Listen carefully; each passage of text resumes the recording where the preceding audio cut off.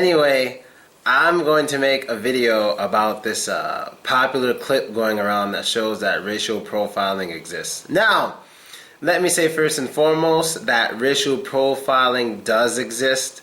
I don't know how much. I don't think it's that serious. And don't forget, there's also reasons that racial profiling exists. So I'll get to all this. So first, watch this clip. Here's the link. If you have 5 minutes, watch this clip so you understand. Then afterwards, you come back and you watch this so you understand what I'm saying. Okay? Now, hopefully you watch the clip. Let's get to it. Now, the first thing that is just stupid about this test is that they are obviously in a white neighborhood. A neighborhood that's like what? 85% white. A lot of white people walking around. So obviously, when they see a white person doing something, it isn't going to stand out as much as when a black person is doing something. So of course he's going to get more attention, and of course he's going to get more scrutiny. They're not proving anything.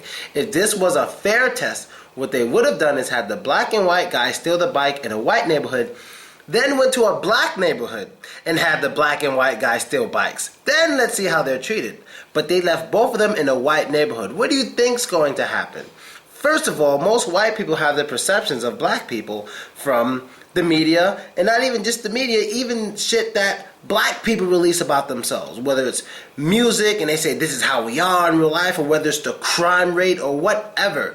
They get their ideas from black people mostly from what they see on any kind of entertainment source, whether it's television, whether it's radio, whether it's newspapers. This is where they get it from. So first of all, if most of the crime in big cities are done by black people, what do you expect these white people to think and feel when they see a black person in their neighborhood that they've never seen before cutting away on a bike? Of course they're going to think he's stealing it. Like, who wouldn't? You would think the same thing. If Asians had not only a stereotype but statistics to back it up that they were the most violent people in your country, and you see an Asian in your neighborhood that you've never seen before cutting away on a bike, of course you're going to try to call the police on them. The average person would. It makes sense. It's perfectly logical. It's not racist. It's logical. If you want to just complain about how they're reacting, why don't you find out why they're reacting that way? Instead of, oh my God, look how they're reacting. Why are they reacting that way? Why? So, and first of all, this is more about comfortability. More about comfortability. Is that even a word? About people being comfortable. Because first off, I would love to see this experiment done in a black neighborhood. I want to show how people react. I want to see how black people, especially black men, will react to the white guy looking like he's stealing a bike.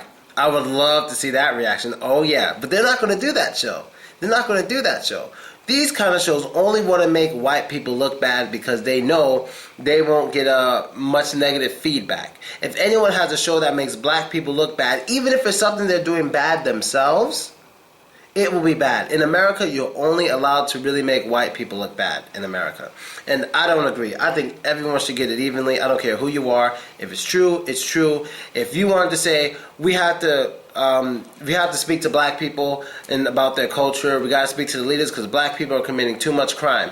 You get mad? Fine. But what do the statistics show? You get as mad as you want. Now, to the sexy white girl who the guys were helping steal the bike, of course they're going to help her steal the bike. She's a sexy white girl with real hair. Of course they're going to. I would have helped too. I'd be like, damn, what are you doing? I'm stealing a bike. All right, let me show you. You know, I would have did it too. The average guy would have done it. I don't know why anyone's impressed by that. I mean, it could have been a really sexy black girl too. It doesn't really matter. Right?